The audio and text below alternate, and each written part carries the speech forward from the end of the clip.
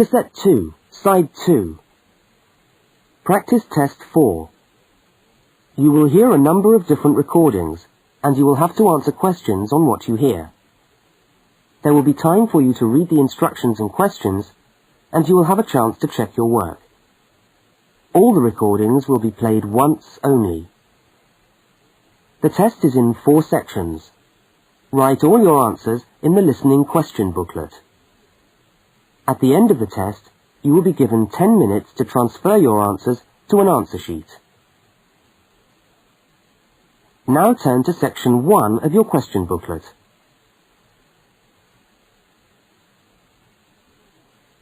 Section 1. 2 students meet on the university campus. They start a conversation together. First, look at questions 1 to 5. For each of the questions, 4 alternatives are given.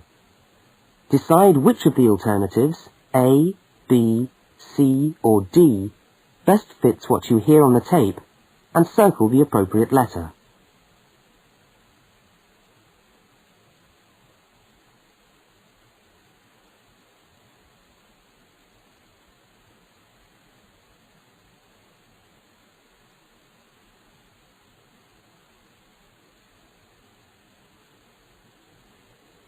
You will see that there is an example which has been done for you.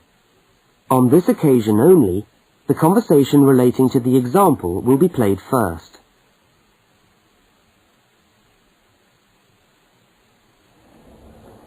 Excuse me, can you help me? I was looking for the main hall. No, maybe I can actually. I'm looking for the main hall too. I think it's in the administration building. Are you a new student? Yeah, I am. The man says he's looking for the main hall too. So A has been circled. Now we shall begin. You should answer the questions as you listen, because you will not hear the recording a second time.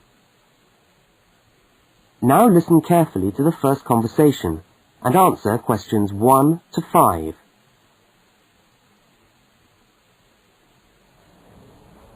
Excuse me, can you help me? I was looking for the main hall. No, maybe I can actually. I'm looking for the main hall too.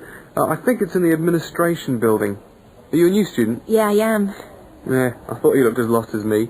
I'm trying to find the admin building too so I can register for my course. But I don't seem to be having much luck. Well, look, according to this map of the campus here, you go straight up the steps, turn left, and the building's on the right. Okay, let's see if we can find it. Ah, this looks right. Yeah, it must be. Look, there are hundreds of other people here. Oh, there must be at least 50 people in the queue. We'll be here till gone 2 o'clock at this rate. Yeah, and I'm starving. So am I. Actually, I was on my way to the canteen to get something for lunch. Why don't I go to the canteen and buy something, and you stay here and wait? Good idea. What would you like? Pizza, sandwich, hot dog, fried rice? They do everything. Oh, something easy. Takeaway fried rice sounds good. Okay, fried rice. No, on second thoughts, I'll have a cheese and tomato sandwich. Right, 1 cheese and tomato. Anything to drink? Yeah, give me coffee, would you? Hot coffee's a bit hard to carry. What about a Coke or an orange juice? Get me an orange juice then. Look, here's $5. Oh, yeah, take $2 back. Shouldn't cost me more than $3. Well, get the 5. We'll sort it out later. Oh, and could you get me an apple as well? Okay, back in a minute.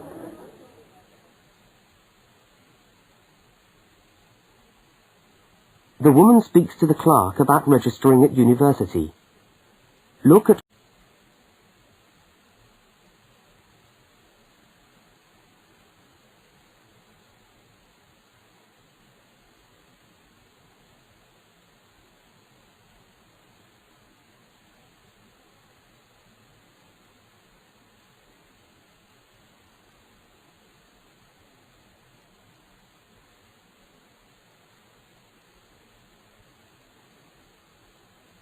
As you listen, complete the form by filling in the numbered spaces 6 to 10.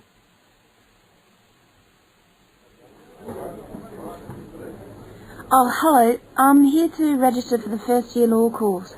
Oh, I'll just have to fill out this form for our records. What's your name? Julia Perkins? Can you spell that for me? Yeah, that's JULIAPERKINS. Address? Flat 5, 15 Waratah Road. That's WARATAH, Brisbane. Brisbane. Oh, and your telephone number? Oh, we haven't got the phone on yet. We've only just moved in. Okay, well, can you let us have the number once the phone's connected? And I'll make a note here, to be advised. And the course? Beg your pardon? What course are you doing? Oh, first year law? Right. Well, you'll have to go across to the law faculty and get this card stamped, and then you come back here with it and pay your union fee. Oh, thanks very much.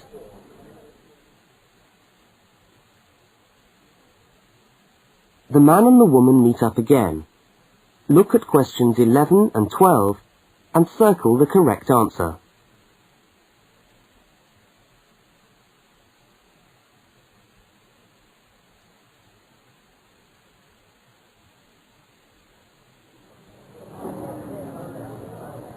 Oh, there you are. Oh, I thought you were never going to come back.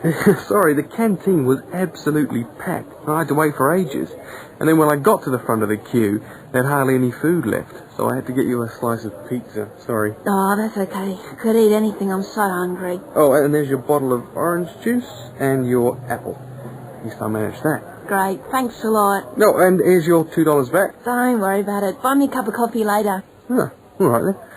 So how'd you go? Oh, well, in order to register, we've got to go to the law faculty and get this card stamped, and then go back to the admin building and pay the union fees. That means we're registered. After that, we have to go to the notice board to find out about lectures, and then we have to put our names down for tutorial groups and go to the library. Oh, no, great. Well, first let's sit down and have our lunch, eh?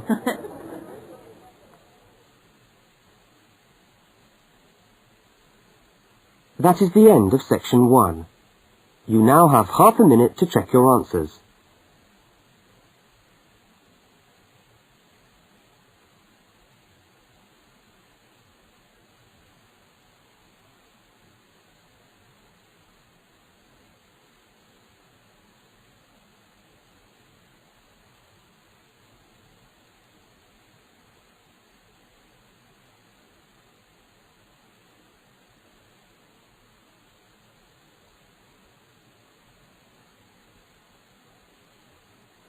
Now turn to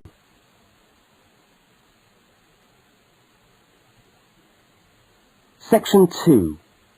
You are going to hear a talk about banks in the UK. First, you have some time to look at questions 13 to 17.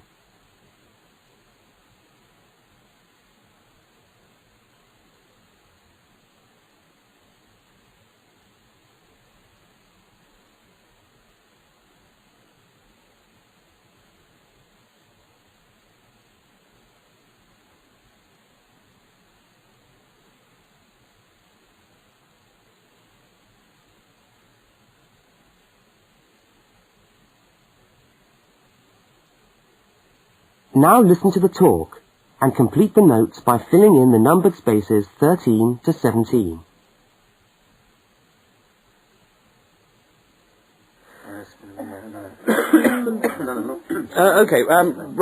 Thanks for turning up today. Thanks for turning up today to this short talk I'm going to give on student banking.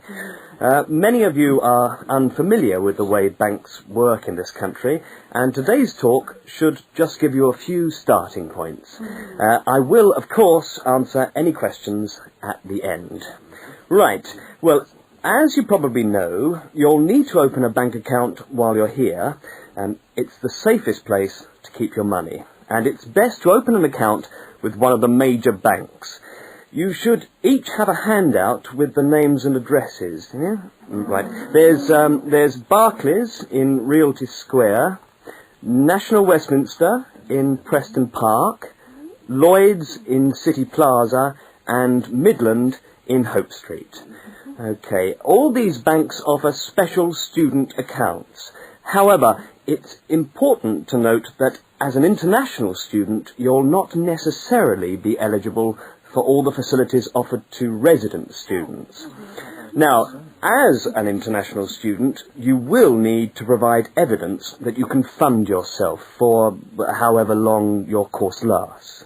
Banks have different policies, and the services that they'll offer you will depend on your individual circumstances and on the discretion of the bank manager involved. So it's a matter of going there and finding out about your own particular situation. Right. When you do go to open a bank account, you should take some documentation with you. I've already mentioned that you must be able to support yourself. In addition to this, most banks ask you to bring your passport and your letter or certificate of enrolment. Okay? Now, by far the most useful type of account to open is a current account. When you do this, you will actually get what is called a student account, which is a current account with special concessions for students. When you open the account, the bank will give you a checkbook, and you can use this to draw money out as you need it. If you need to write cheques in shops, you'll also need a cheque card. This is really an identity card, which guarantees that correctly written cheques up to the value stated on the card will be honoured by the bank. Okay? Everybody with me?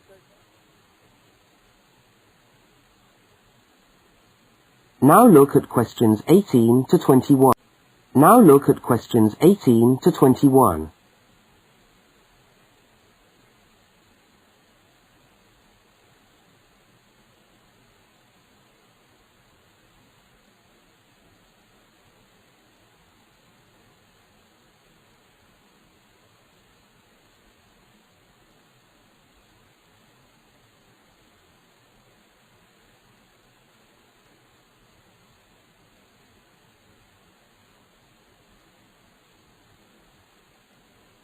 As you listen to the rest of the talk, complete the rest of the notes in the spaces numbered 18 to 21.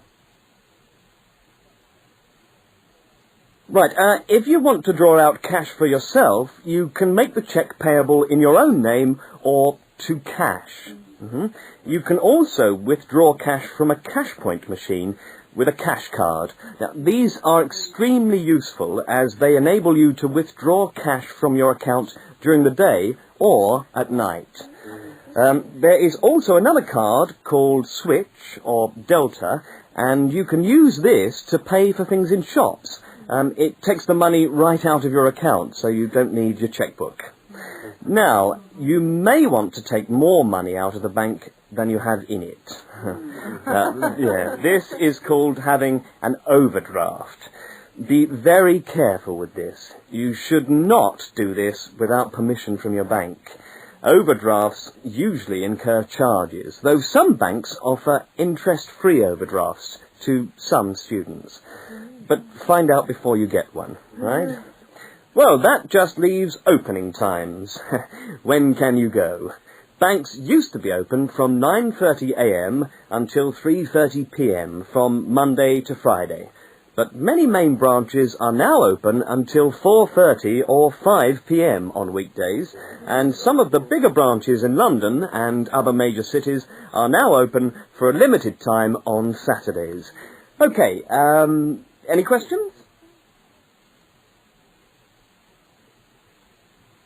That is the end of section 2. You now have half a minute to check your answers.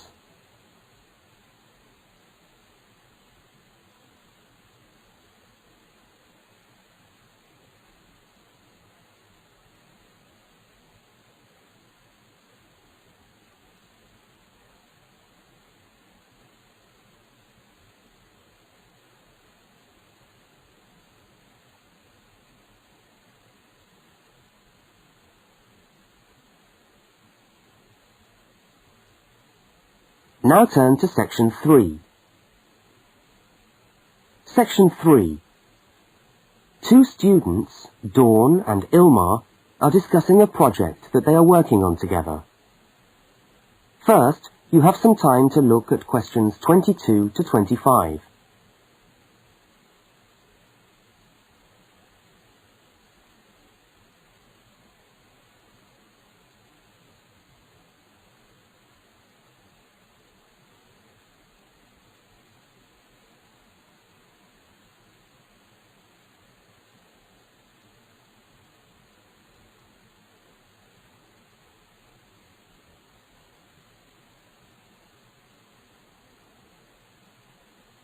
Now listen to the first part of the conversation and complete the fact sheet by filling in the numbered spaces 22 to 25.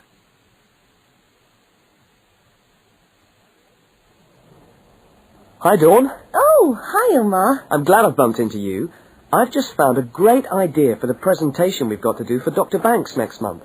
What, the one on everyday objects? Yes. Look at this article. It's really interesting. The aluminium Coke can? You know, Coca-Cola cans, soft drink cans. Look, let's sit down here. Have you got a minute? Sure.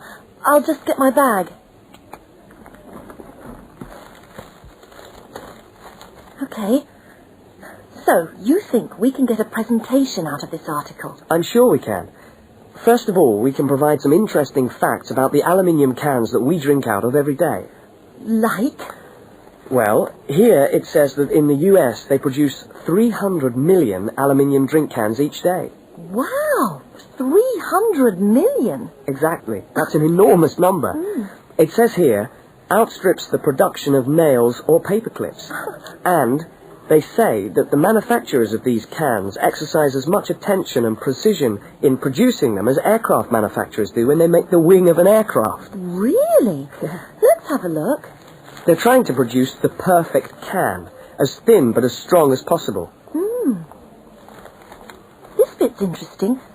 Today's can weighs about 0.48 ounces. Thinner than 2 pieces of paper. From this magazine, say. Yeah, and yet it can take a lot of weight. More than 90 pounds of pressure per square inch. 3 times the pressure of a car tyre. Okay, I agree. It's a good topic.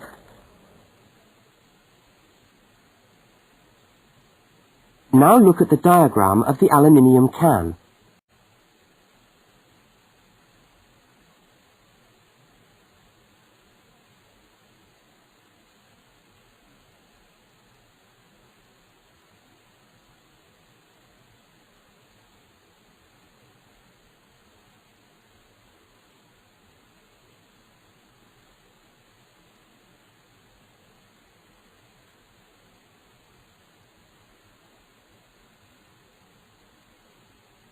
As the conversation continues, label the can by completing the notes in the numbered spaces 26 to 31.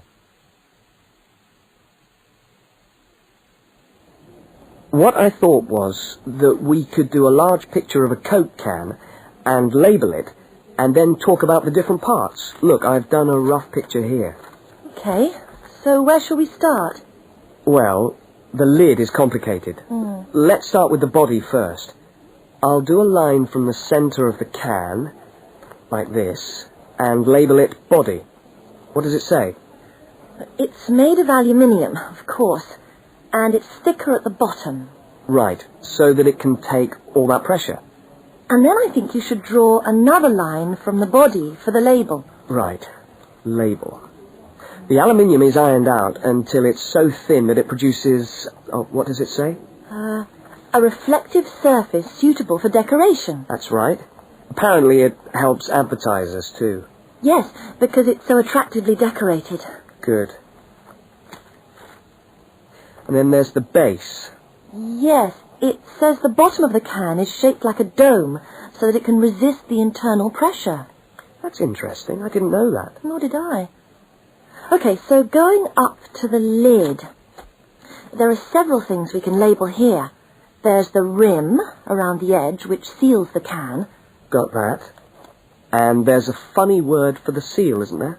Yes, it's a flange. What does it say about it? Well, the can's filled with Coke or whatever, and after that the top of the can is trimmed and then bent over to secure the lid. That's right. It looks like a seam. We could even do a blow-up of it, like this. F-L-A-N-G-E.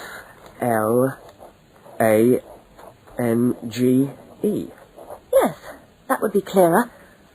I think we should label the lid itself and say that it constitutes 25% of the total weight. 25%? So it's stronger than the body of the can. So to save money, manufacturers make it smaller than the rest of the can. Didn't know that either. So, how do we open a can of Coke? First of all, there's the tab, which we pull up to open the can, and that's held in place by a rivet.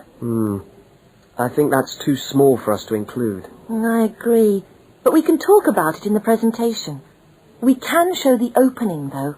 That's the bit of the can that drops down into the drink when we pull the tab. Yeah, hopefully. Sometimes the tab just breaks off. I know. Anyway, the opening is scored so that it pushes in easily but doesn't detach itself. Okay. We can show that by drawing a shadow of it inside the can. Like this. I'll label it Scored Opening. Great. Well, I think we've got the basis of a really interesting presentation. Let's go and photocopy the article. Fine. I'll take it home and study it some more. That is the end of section 3. You now have half a minute to check your answers.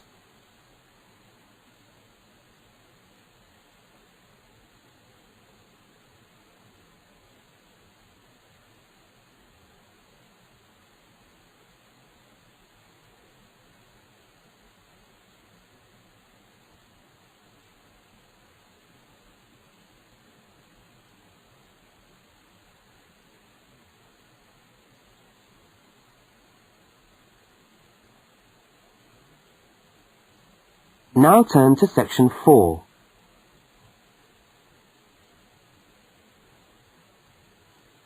Section 4. You are going to hear part of a short university lecture. First, look at questions 32 to 42.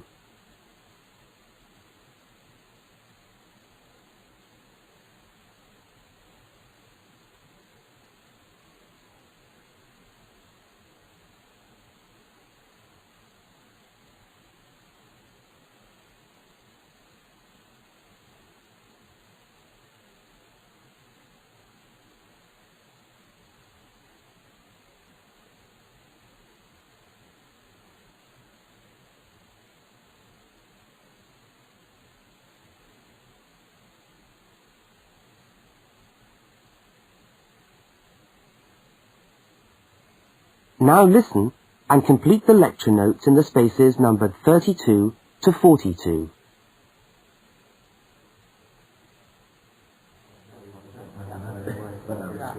Good morning and welcome to the university's open day and to our mini lecture from the Sports Studies Department. Now, the purpose of this lecture is twofold.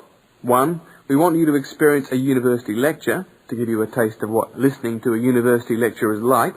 And two, we want you to find out something about the Sports Studies program at this university. So feel free to ask any questions during the talk and I'll do my best to answer them. Right, so what does a course in sports studies involve? Well, you wouldn't be blamed for not knowing the answer to this question because sports studies as a discipline is still comparatively new. But it's a growing area and one which is now firmly established at our university. Now, there are 3 distinct strands to sports studies, and you'd need to choose fairly early on just which direction you wanted to follow. And I'll just run over these now. Firstly, we've got the sports psychology strand. Secondly, we've got the sports management strand. And last but not least, there's the sports physiology strand. So just to recap, there's sports psychology, sports management, and sports physiology. Let's look first at psychology. Now, the people who study sports psych want to work with top athletes, and they're looking at what will take those athletes that 1% extra. What makes them win? When all other things are equal, physically all other things are equal, they want to know what are the mental factors involved. The sports psychologist works closely with the athlete through his or her training program and becomes an integral part of the team. In fact, you could say that they play just as important a role as the coach. So if you're interested in what makes people win, this could be the area for you. Now, secondly, we've got the strand which I referred to as sports management. And this goes hand in hand with the area of sports marketing. So you might like to think of this area as having 2 branches, management and marketing. On the management side, we look at issues relating to the running of sports clubs. management of athletes, that sort of thing. But then on the other side, we've got sports marketing. And this is the side that interests me more, because here we will look at the market forces behind sport. Questions like, why do people spend their money on a football match or a tennis game rather than, say, on buying a CD or going to the cinema? What are those market forces? Sport used to just compete with sport. Nowadays, it competes with other leisure activities. The spectators go to sport to be entertained rather than out of loyalty to a team. They want to have an evening out, and they don't want the cheap seats anymore. They want good seats. They want entertainment. And the professional sportsmen and women respond to this without question. They are there to give a performance. They provide the entertainment. So in the marketing course, we address all these commercial issues, and we look at how this hooks back into the management of sport. Now, the third branch of sports studies sometimes comes under another name and is also known as exercise science. And again here, we find that there are two distinct types of exercise science. The first is working very much at the macro level, what I call the huffing and puffing people. So this looks at fitness testing, body measurements, all that sort of thing. But the more interesting side of sports physiology, at least in my view, is the side that looks at the micro level, looking at cellular change. They're doing cellular research, looking at changes in body cells when the body is under stress. So that just about brings us to the end of our mini lecture for today. I hope you found it interesting. I look forward to seeing you all on our course next year. But feel free to come and talk to me if you want any more information. I'll be over at that notice board near the main entrance. Thank you very much.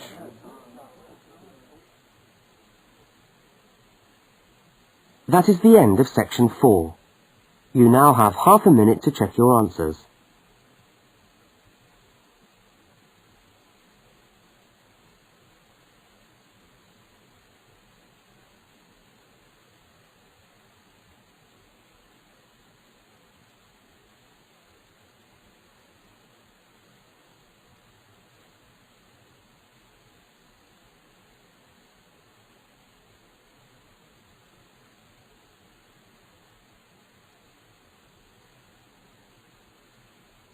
That is the end of the listening test. You now have 10 minutes to transfer